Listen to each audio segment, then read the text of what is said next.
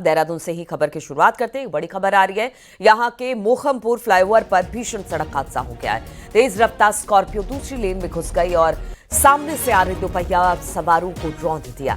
हादसे में 3 बाइक सवार और 2 स्कूटी सवार घायल हो गए हैं। सभी 7 घायलों को पुलिस ने अस्पताल में एडमिट करा दिया है। घटना के बाद स्कॉर्पियो ड्राइवर को हिरासत में ले लिया गया। बताया जा रहा है कि ड्राइवर को झपकी आने की वजह से यह हादसा हुआ है।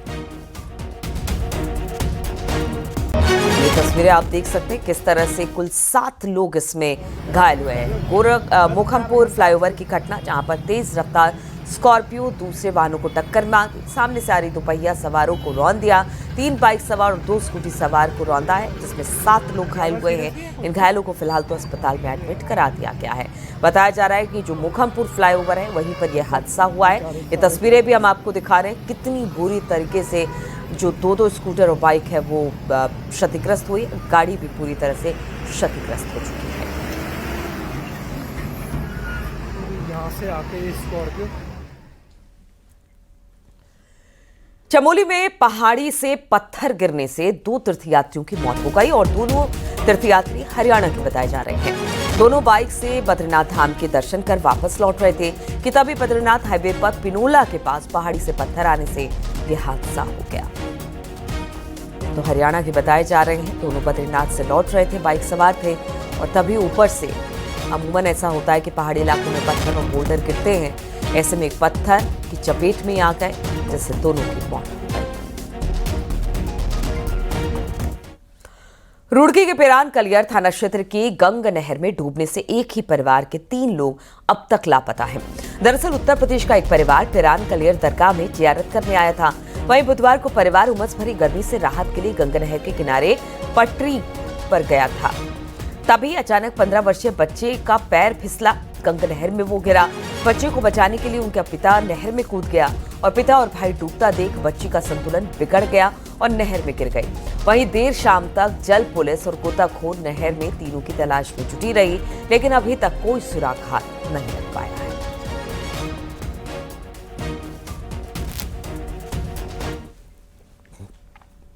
चमोली से खबर है, जहां पर मंदाकिनी नदी में डूबने से एक जवान की मौत हो गई। बताया जा रहा है कि पंजाब के भटिंडा में गढ़वाल रेजिमेंट में तैनात सुनील रावत अपने दोस्त को बचाने के चक्कर में नदी में डूब गए। दरअसल सुनील अपने 4 दोस्तों के साथ मंदाकिनी नदी में नहाने गए थे। इस दौरान सुनील का दोस्त गहरी पानी में फिसल गया। सुनील ने बिना देर किए नदी में छलांग लगा दी और अपने दोस्त को बचा लिया। हालांकि इस दौरान वो खुद एक पत्थर के बीच फंसकर गहरे पानी में डूब गए, जिससे मौके पर ही उनकी मौत हो गई।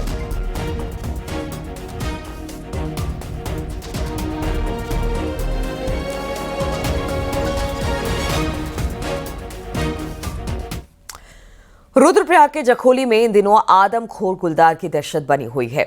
4 महीने में 3 महिलाओं को गुलदार के हमले की से उनकी मौत हो चुकी है, जबकि गुलदार के हमले में 10 से ज्यादा लोग घायल हुए। कल ग्रामीणों ने गुलदार को मारने की मांग को लेकर 7 घंटे तक हाईवे जाम किया, जिसके बाद वन विभाग ने अपने शूटर गांव में तैनात कर दिए।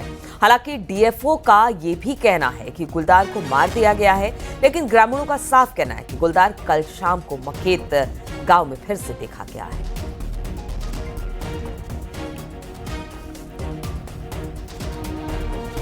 पिछले 8-9 महीने में जो घटनाएं हुई है, तो सबसे पहले हम लोगों ने देवल क्षेत्र में एक लेपर्ड को रेस्क्यू कर उसे चिड़ियाघर में ले गए थे और उसके बाद 30 तारीख और 10 तारीख की जो घटना हुई है, उसी के क्रम में हमने विभागीय अनुमति प्राप्त की और कल रात को ये हमारे क्यूआरटी टीम द्वारा ये मारा गया। और इसी पर बातचीत करने के लिए रुद्रप्रयाग से संदीप प्रसाद हमारे साथ जुड़ गए हैं। संदीप, अब तक क्या गुलदार का पता चल पाया है? क्योंकि जो वन विभाग है वो तो कह रहा है कि उन्होंने मार दिया, लेकिन ग्रामीण अभी भी कह रहे हैं कि नहीं, गुलदार है और आगे आने वाले दिनों में वो मुसीबत बन सकता है। तो क्या कह रहा है वन विभाग और ग्रामीणों का क्या कहना है इसे लेकर?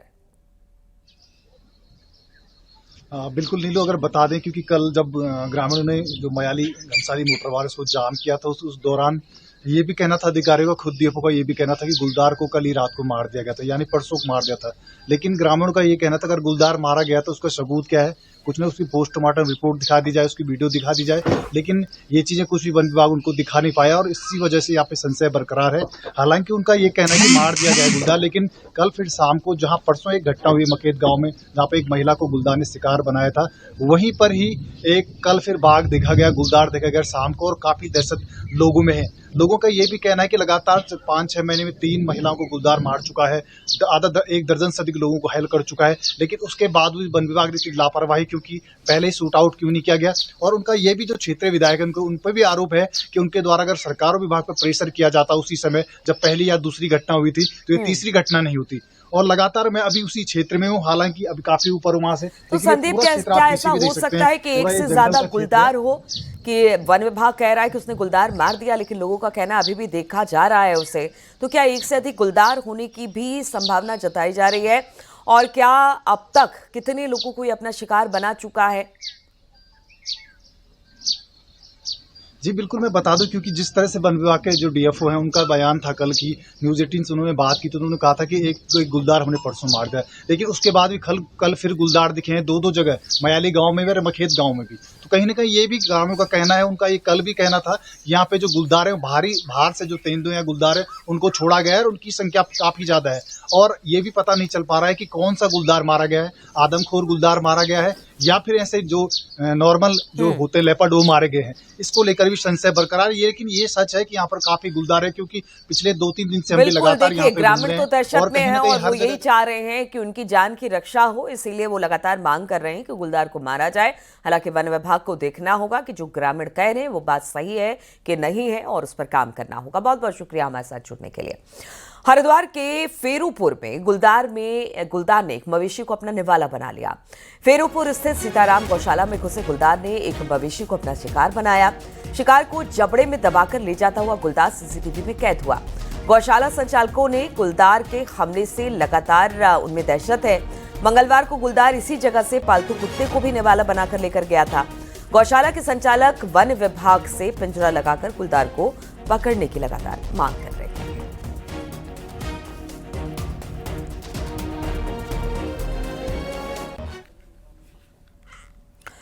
भ्रष्टाचार के खिलाफ सीएम पुष्कर सिंह धामी की लगातार कार्रवाई जारी है और इसी कड़ी में चमोली जिले की पिंडर घाटी में स्थित 3 स्टोन क्रशरों पर बड़ी कार्रवाई हुई है। खनन विभाग ने इन 3 स्टोन क्रशरों के ऑनलाइन पोर्टल को बंद कर दिया। बताया जा रहा है कि स्टोन क्रशरों के खिलाफ स्थानीय लोग लगातार शासन प्रशासन से शिकायतें कर रहे थे। शिकायतें सीएम पुष्कर सिंह धामी तक पहुंची, जिसमें उन्होंने कहा कि ये स्टोन क्रशर नियमों का उल्लंघन कर संचालित हो रहे हैं। हाल ही में मुख्यमंत्री धामी ने थराली क्षेत्र का दौरा किया और उस दौरान भी उन्हें इन तीनों क्रशरों के बारे में शिकायतें मिली थी, जिसके बाद अब ये बड़ा एक्शन लिया गया है।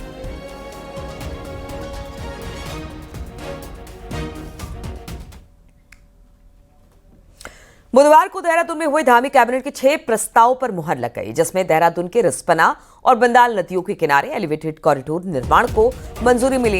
इसके साथ पीडब्ल्यूडी के 5 गेस्ट हाउस हाईटेक करने को भी हरी झंडी मिली है।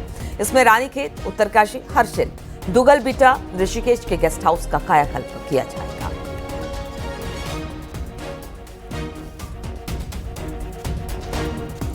हमारा उत्तराखंड जैव प्रौद्योगिकी परिषद का जो गठन हुआ था उसमें 2 सेंटर हैं इनके। एक हल्दी में सेंटर है पंतनगर मुख्यालय में, उसमें 34 पद उसमें सृजित हुए थे। दूसरा सेंटर है advance centre for communication and applied biotechnology Dehradun में, उसमें 12 पद थे और उसमें टोटल 46 पद इनके सृजित किए गए थे। पूर्व में जो सर्विस रूल्स इनके बने थे उसमें भर्ती के शोध की व्यवस्था नहीं थी कि वो कैसे होंगे, सीधी भर्ती के पद होंगे, आउटसोर्सिंग के पद होंगे, कैसे होंगे। तो वो आज विभाग ने स्पष्ट एक नियमावली लेकर के आए थे, जिसे माननीय मंत्रिमंडल द्वारा अनुमति दी गई। लोक निर्माण विभाग प्रदेश भर में मौजूद अपने गेस्ट हाउस को अब हाईटेक कर टूरिस्ट के लिए खोलने जा रही है। इसके लिए गेस्ट हाउस को UIDB के साथ मिलकर PPP मोड पर संचालित किया जाएगा।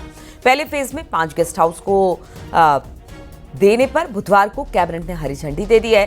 जिसमें रानीखेत, उत्तरकाशी, दुगलबिट्टा, हर्षिल और ऋषिकेश में मौजूद इन 5 गेस्ट हाउस को UIDB हाईटेक गेस्ट हाउस में कन्वर्ट करेगा। इसमें डिपार्टमेंट को अच्छा रेवेन्यू मिलेगा, साथ ही पर्यटकों को अच्छी सुविधाएं मिल पाएंगी।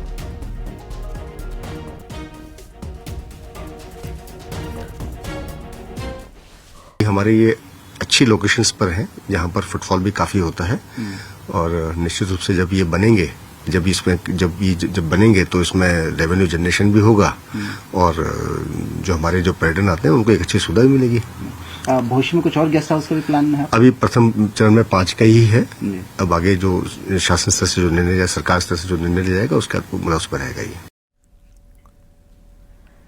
पिथौरागढ़ में धारचूला से आगे लगता कानून का राज ही नहीं है। यही वजह है कि यहाँ के टैक्सी ऑपरेटर पूरी मनमानी करते हैं और लगातार अपनी मनमर्जी चलाते हैं। हालात ये है कि किसी भी बाहरी टैक्सी को धारचूला से आगे नहीं बढ़ने दिया जा रहा। ऐसे में जो स्थानीय टैक्सी ऑपरेटर है सरेआम कानून को ठेंगा तो दिखाई रहे हैं, साथ ही अपने इस हरकत से गलत मैसेज देने की कोशिश भी कर रहे हैं।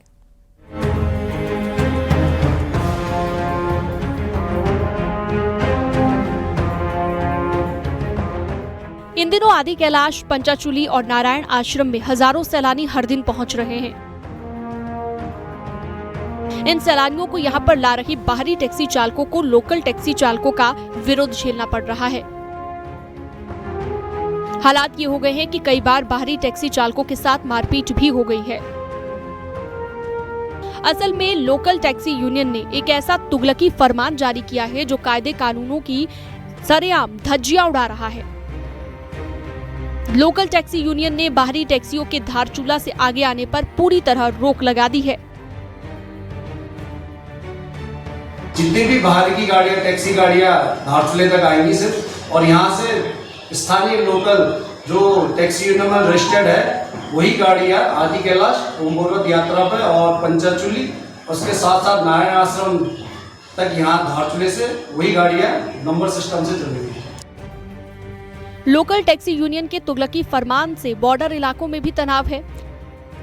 हालात ये हो चुके हैं कि धारचूला से व्यास और दारमा घाटी के जाने वाले बाहरी टैक्सियों पर पूरी तरह ब्रेक लगा हुआ है। ऐसे में जहां बाहरी टैक्सी ऑपरेटर खासा नुकसान उठा रहे हैं, वहीं देश भर में आ रहे सैलानियों की भी खासी फजीहत हो रही है। इतना ही नहीं, लोकल टैक्सी ऑपरेटर मनमाना किराया भी वसूल रहे हैं।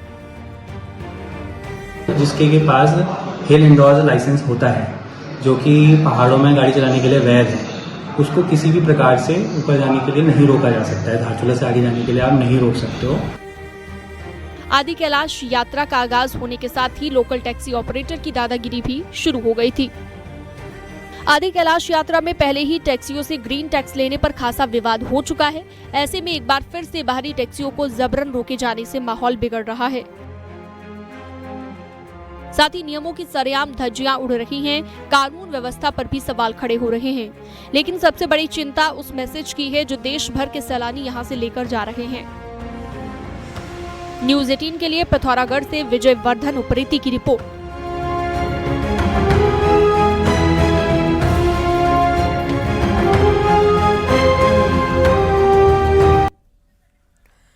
उत्तराखंड में मौसम का मिजाज बदलने जा रहा है और अगले 48 घंटे के भीतर भीतर पिथौरागढ़ और बागेश्वर में तेज बारिश का अलर्ट है।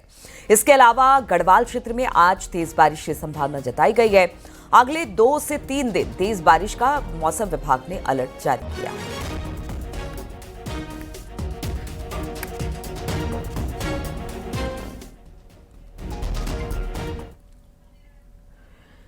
वही मौसम विभाग का पूर्वानुमान देहरादून में सटीक निकला। बुधवार को दोपहर में अचानक राजधानी में तेज बारिश शुरू हो गई, जिससे लोगों को गर्मी से कुछ हद तक राहत मिली। वहीं गुरुवार को भी बारिश की संभावना जताई गई है।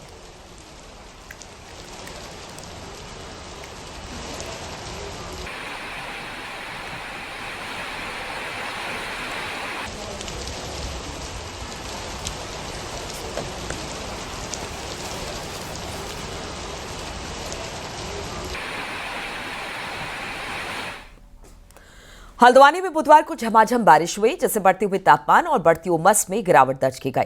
मानसून की पहली बारिश ने लोगों को अच्छी खासी राहत दी। हल्द्वानी में पड़ रही गर्मी से लोगों को राहत मिली। तो देखिए, बारिश का इंतजार लोगों को काफी ज्यादा है। इस वक्त बहुत सारे ऐसे इलाके हैं देश भर के जो इस वक्त गर्मी से जूझ रहे हैं, और ऐसे में हल्द्वानी में बारिश ने गर्मी से वहां पर लोगों को राहत दी।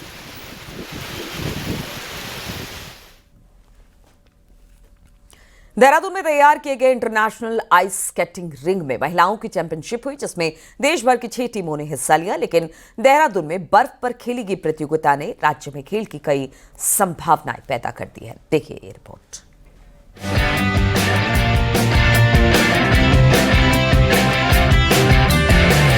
बर्फ की चादर पर रफ्तार का हो रहा रोमांच। ये कोई स्विट्जरलैंड या कनाडा का टूर्नामेंट नहीं है, बल्कि ये नजारा है देहरादून का, जहां स्पोर्ट्स कॉलेज में तैयार हुआ इंटरनेशनल लेवल का आइस स्केटिंग रिंग। और इसी रिंग पर पहली बार आयोजित हुई नेशनल महिला आइस हॉकी चैंपियनशिप। बर्फ पर भागती खिलाड़ियों की रफ्तार ने बता दिया कि भारत में भी अब आइस हॉकी का भविष्य तैयार है। इस चैंपियनशिप में देश भर से 6 टीमों ने भाग लिया, लेकिन बाजी मारी आईटीबीपी की महिला टीम ने, जिसने रोमांचक फाइनल मुकाबले में लद्दाख को 1-0 से हराकर गोल्ड मेडल अपने नाम किया। बहुत खुशी मिल रही है कि अभी हम मतलब नेक टू नेक गेम हुआ है, अभी बहुत अच्छा गेम हुआ है और सबका गेम बहुत गेम में देखा जाए तो बहुत इम्प्रूवमेंट आया है लड़कियों में। और बहुत खुशी है कि हमें ऐसा रिंग मिला, हमें इस जन्म में इतना रिंग देखने को मिल रहा है। पहले हम जब बाहर जाते थे तो दूसरे देशों में देखते थे तो उनको बहुत खुश नसीब सोचता था उनको। अभी हमारे पास ये रिंग आया तो हम इसको बहुत अच्छी तरीके से यूज़ करना चाहते हैं सर। कि हमारे आईटीबीपी का जो ये महिला टीम है, ये 2022 में हमने उसको स्टार्टिंग किया था। जो हमारे 19 लड़की है, ये सिविलियन से इसी आइस हॉकी के पर्पस में उनको भर्ती किया है। तो उससे हम ट्रेनिंग देते आ रहे हैं। पिछले साल भी हम काजा में नेशनल हुआ था, फिर चैंपियन था। इस साल भी हम चैंपियन है। आईटीबीपी की जीत के साथ इस रिंग ने भारत को बर्फ पर खेल का नया प्लेटफॉर्म दिया है। हालांकि इस बार उत्तराखंड की टीम शामिल नहीं हो सकी, लेकिन जिस स्पीड से यहाँ इंफ्रास्ट्रक्चर तैयार हुआ है, वो दिन दूर नहीं जब उत्तराखंड के खिलाड़ी भी नेशनल ही नहीं इंटरनेशनल और ओलंपिक में भी छा जाएंगे। ये अच्छी चीज है कि समर में पहली बार हो रहा है में, क्योंकि आइसिंग था नहीं। तो कंप्लीट आइसिंग अब होने के बाद समर्स में भी हो सकता है, विंटर्स में भी हो सकता है। ये सबसे खुशी की बात है कि साल के 365 दिन हम आइस हॉकी की चैंपियनशिप भी करा सकते हैं और प्रैक्टिस भी कर सकते हैं। भारत में बर्फ पर खेलों का सफर लंबा जरूर है, लेकिन अब देहरादून ने उसे दिशा दे दी है। नेशनल चैंपियनशिप का ये आयोजन बताता है कि अगर प्लेटफॉर्म मिले तो खिलाड़ी कहीं से भी उड़ान भर सकते हैं। भारत के खिलाड़ियों के लिए एक गर्मजोशी भरा मौका है। अब इंतजार है उस दिन का जब इस रिंग से निकलकर भारत का नाम ओलंपिक की बर्फ पर गूंजेगा। सत्येंद्र बर्तवाल, न्यूज़ 18 देहरादून। ऋषिकेश स्वर्गाश्रम क्षेत्र में हाईकोर्ट के आदेश के बाद लगभग 40 दुकानों को खाली कराने पर वहां पर जो टीम थी वो पहुंची, लेकिन उन्हें विरोध का सामना करना पड़ा। लोग अपनी दुकानें खाली करने को तैयार नहीं है। वहीं मौके पर पहुंचे एसडीएम ने लोगों से सहयोग की अपील की है।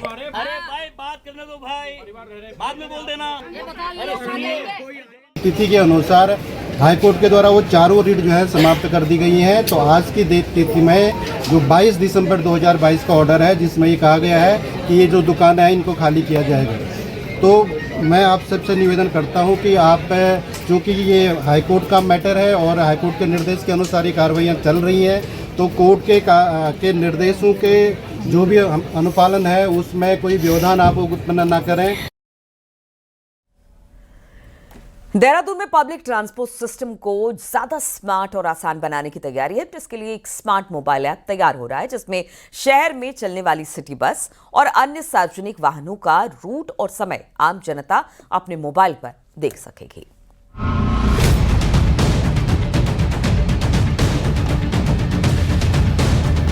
राजधानी देहरादून में पब्लिक ट्रांसपोर्ट को टेक्नोलॉजी से जोड़ने की दिशा में बड़ा कदम उठाया जा रहा है। आरटीओ एक ऐसा स्मार्टफोन ऐप तैयार कर रहा है जिससे आम लोग अपने मोबाइल पर ही ये जान सकेंगे कि कौन सी बस कहां है, कितने वक्त में उनके स्टॉप पर पहुंचेगी और कौन सा रूट उनके लिए सही रहेगा। जैसे स्मार्ट सिटी की जो ऐप है, जो इलेक्ट्रॉनिक बसेस चलती हैं, वो एक अच्छी ऐप है। तो ऐसे ही हमारी जो बाकी गाड़ियाँ चल रही हैं, सिटी बसेस हैं जो, या हमारे और छोटी स्टेज कैरेज की गाड़ियाँ चल रही हैं, हम चाह रहे हैं उनको भी एक लूप इन करके एक ऐसा ऐप बनाया जाए जो इंटीग्रेटेड हो और हमारे को एक जानकारी मिल सके। अगर हम घर से निकल रहे हैं तो हम प्लान कर सके कि मैं यहाँ से इस गाड़ी में जाऊँगा और दूसरी जगह हमारे को इतने बजे गाड़ी मिल जाएगी। तो एक प्रॉपर प्लानिंग के साथ आदमी निकल पाएगा और जब उसे जानकारी होगी तब वो पब्लिक ट्रांसपोर्ट को यूज़ भी कर सके। ये ऐप जीपीएस तकनीक के जरिए हर सिटी बस और पब्लिक ट्रांसपोर्ट की रियल टाइमिंग ट्रैक करेगा। ऐप में रूट प्लानर, फेयर डिटेल्स और नेविगेशन जैसी सुविधाएं भी होंगी। ये खास तौर पर स्कूल कॉलेज जाने वाले छात्रों, कामकाजी लोगों और वरिष्ठ नागरिकों के लिए राहत बन सकता है। बहुत ही फिजिबल हो जाएगा ये, क्योंकि जैसे कि हमें पता नहीं होता है कि कब कौन सा व्हीकल किस टाइम पे वहाँ पर आएगा। तो जैसे हम किसी लोकेशन पे पहुँचने वाले तो उससे पहले हम अपने ऐप पर देख सकते हैं कि वो लोकेशन उस टाइम पे आएगा, तो हम उस तरीके से घर से निकलेंगे ताकि हमारा टाइम बच जाए। सबसे पहली चीज़ तो ये है। और दूसरी चीज़ ये है कि बहुत ही फिजिबल होगा, जैसे कि अमाउंट जो होगा वो काफ़ी कम होगा इन उबर ओला के कंपैरिजन। देहरादून का सफर अब स्मार्ट होने वाला है। पब्लिक ट्रांसपोर्ट की पूरी डिटेल अब आपको आसानी से मिल पाएगी और आपका सफर आसान होगा। सत्येंद्र बर्तवाल, न्यूज़ 18, देहरादून।